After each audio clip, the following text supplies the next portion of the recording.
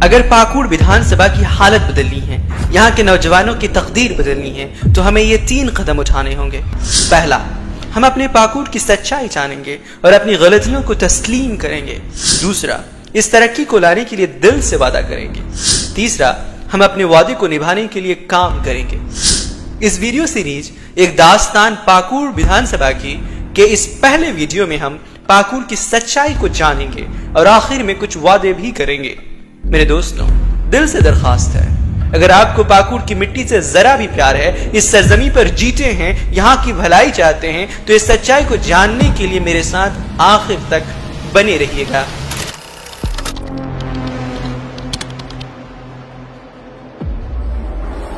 इससे पहले कि मुझे मौत आ जाए, इससे पहले कि पाकुड़ विधानसभा का कोई और नौजवान अपने गांव से दूर रोजगार की तलाश में जाए और अपनी जान गंवा दे, मैं सच बोलना चाहता हूं। अली शेख, दिलालपुर का एक नौजवान कुछ कमाई की आस में केरल का रुख किया।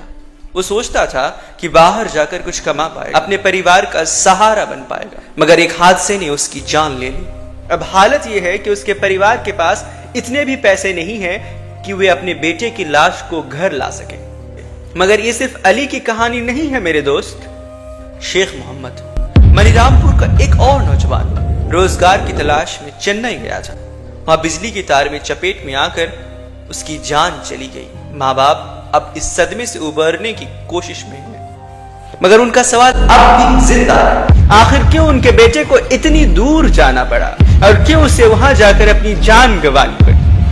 मेरे पाकुड़ वासियों, क्या रोजगार का हक इस क्षेत्र के लोगों का नहीं है? सवाल हमारी जमीर को झकझोरता नहीं? झारखंड बनने के 24 साल बाद भी पाकुड़ में इतनी बड़ी संख्या में लोग बेरोजगार क्यों हैं?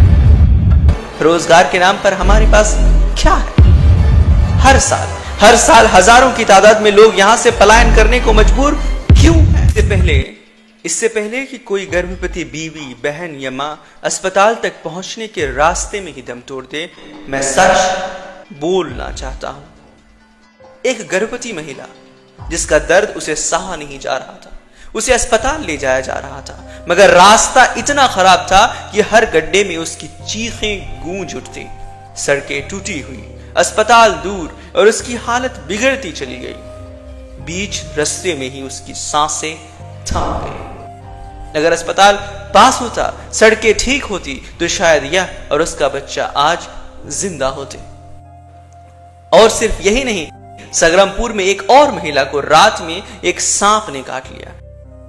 परिवार उसे किसी तरह अस्पताल ले जाने में सफल रहा, मगर जब अस्पताल पहुंचा तो वहां पर सांप के काटने का इंजेक्शन ही नहीं था।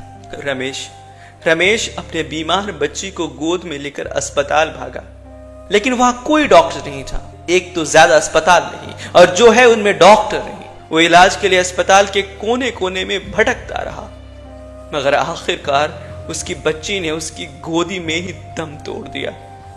मैं पूछना चाहता हूं, आखिर हमारे पाकुड़ में कितने अस्पताल हैं? क्यों आज भी हमें इलाज के लिए मालदा, फरक्का, धुलियान भटकना पड़ता है? क्या इस 21वीं सदी में भी हम एक बेहतरीन अस्पताल की कल्पना नहीं कर सकते? क्या इंसान की जिंदगी इतनी सस्ती हो गई है कि एक डॉक्टर की गैर मौजूदगी में हम दम तोड़ दें? कब तक लोगों की जान इसी तरह बेमौत जाती रहेगी? ये तंजीम और इंतजाम हमारे लोगों की जान की इतनी कीमत नहीं समझते हैं। इससे पहले कि पाकुड़ का कोई पढ़ा लिखा युवा बेरोजगारी के बोझ तले दब जाए, मैं आज सच बोलना चाहता हूं। यहाँ के कितने ही पढ़े लिखा युवा आज बेरोजगार घूम रहे हैं। उनकी डिग्रियां दीवारों पर टंगी हैं, मगर रोजगार के नाम पर कुछ नहीं। सरकारी दफ्तरों में नौकरी मिलना बहुत मुश्किल हो गया है, और प्राइवेट सेक्टर यहां तो है ही नहीं। ये युवा आखिर किस ओर जाए? सरकारी परीक्षा की बात करें तो कुछ पोस्ट के लिए हजारों लोग आवेदन करते हैं, और हालत यह है कि अक्सर पेपर लीक की खबरें आती रहती हैं। हर तरफ बंद दरवाजे और बेरोजगारी की मार है। मैं पूछना चाहता हूं, क्या पढ़ाई का मकसद सिर्फ दीवारों की शोभा बढ़ाना है? इन युवाओं का कसूर क्या है? क्या हम इनकी मेहनत का कोई मोल नहीं समझते? इससे पहले कि सड़कों पर हादसों में और लोग अपनी जान गंवाएं, मैं सच बोलना चाहता हूं। यहाँ की सड़कों की हालत ऐसी है कि हर आए दिन कोई ना कोई हादसे का शिकार हो जाता है। टूटी फूटी तंग सड़कें जिन पर दो गाड़ियां साथ नहीं चल सकती। हर साल कोई ना कोई अपने परिवार को छोड़कर चला जाता है, बस इसलिए कि यहाँ की सड़कें अब मौत का रास्ता बन चुकी हैं। मैं पूछना चाहता हूं, आखिर कब तक ये सड़कें हमारे लोगों की जिंदगी को खतरे में डालती रहेंगी? क्या हमारे लोग इसी तरह मौत का इंतजार करते रहेंगे सिर्फ इसलिए कि यहाँ की सड़कें ही सही नहीं हैं? इससे पहले कि हर साल बाढ़ में कोई घर बह जाए, लोगों के सपने मलबे में दब जाए और किसानों की मेहनत मिट्टी में मिल जाए, मैं सच बोलना चाहता हूं। हर साल बाढ़ में किसी न किसी के घर पानी में बर्बाद हो जाते हैं। लोग बाढ़ के दौरान रोजमर्रा की जिंदगी में कितनी परेशानियां झेलते रहते हैं और कितने किसानों की फसलें भी बर्बाद हो जाती हैं। उनकी मेहनत की बीज बाढ़ में बह जाता है। मैं पूछना चाहता हूं, क्यों बाढ़ के वक्त लोगों की मदद के लिए कोई पुख्ता इंतजाम नहीं होता? अगर बाढ़ इतनी आम है हमारे यहां, तो कोई स्थायी समाधान क्यों नहीं निकाला जाता? क्या यहां के लोगों की मेहनत और किसानों की फसलों की कोई कीमत नहीं है? क्या उनकी ये परेशानियां नहीं है? मेरे प्यारे पाकुड़ वासियों, इससे पहले कि कोई एक और छोटा बच्चा पढ़ाई छोड़कर मजदूरी पर लग जाए, मैं सच बोलना चाहता हूं।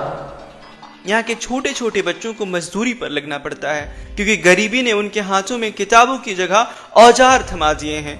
मेरे पाकुड़ वासियों, 20वीं सदी में 24 साल बाद भी न जाने कितने बच्चे ऐसे हैं जो आर्थिक तंगी के कारण पढ़ाई छोड़ने पर मजबूर हैं। कितनी विडंबना है ना कि जिन हाथों में कलम होनी चाहिए थी वे आज मजदूरी में लगे हैं। जिन हाथों में किताबें होनी चाहिए थी उन हाथों में कुदाल और सिर पर बोरियां हैं।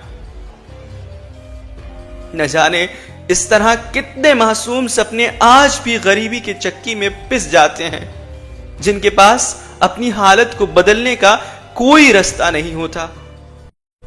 क्या कहूं, दिल टूट जाता है सोचकर कि 21वीं सदी में भी कितने ही घर ऐसे हैं हमारे वहां जहां 2 वक्त की रोटी जुटाना भी एक जंग है। जब पेट भरने के लिए ही इतनी जद्दोजहद हो, इतनी मशक्कत हो, तो पढ़ाई की सोचे भी तो कैसे सोचे? मैं पूछना चाहता हूं, मैं आज पूछना चाहता हूं, और कितनी